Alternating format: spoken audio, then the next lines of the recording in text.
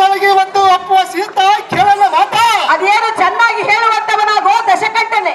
ಬಂದು ರಹನಂಗಳನ್ನ ಕೊಟ್ಟ ಎನ್ನ ಮನ ಆನಂದವನ್ನ ಕಳಿಸು ಎನ್ನ ನಿನ್ನ ರೂಪವನ್ನ ಕಂಡು ಮನ್ನುಮ ದಸರ ಆವತ್ತಿಗೆ ಆತುರಿಯುತ್ತದೆ.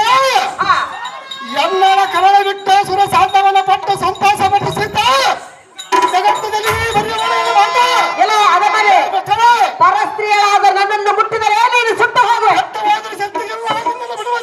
ಎಲ್ಲ ಮಧಾಂಡ ನಾನು ಪರಮ ಪತಿರತೆಯನು. ಎಲ್ಲ ಕಾಂತರಾದ ಶ್ರೀರಾಮನು ನಿನ್ನನ್ನು ಕಂಡರೆ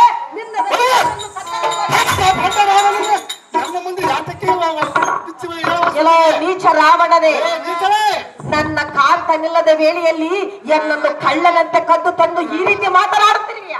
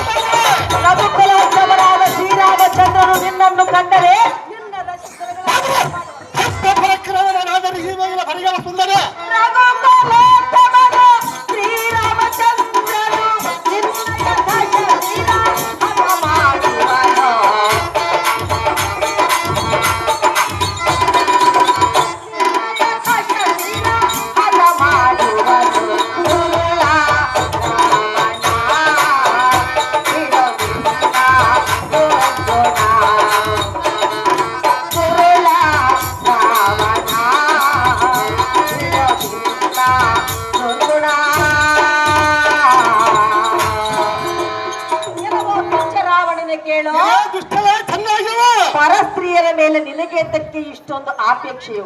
ನಿನ್ನ ಮೇಲೆ ಆಪೇಕ್ಷೆ ಇರಬಹುದ ಸುಂದರಿ?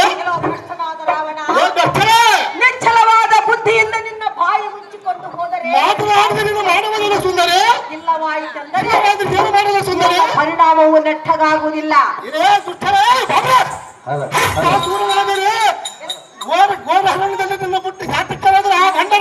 ಕೆಲವೋ ದಶಕಂಠನೇ, ತಂದೆಯ ಆಜ್ಞೆಯನ್ನು ಪಾಲಿಸುವುದಕ್ಕೋಸ್ಕರವಾಗಿ ಎನ್ನ ಕಾಂತನಾದ ಶ್ರೀರಾಮಚಂದ್ರನು ಅರಣ್ಯವಾಸಕ್ಕೆ ಬಂದಿರುವನು.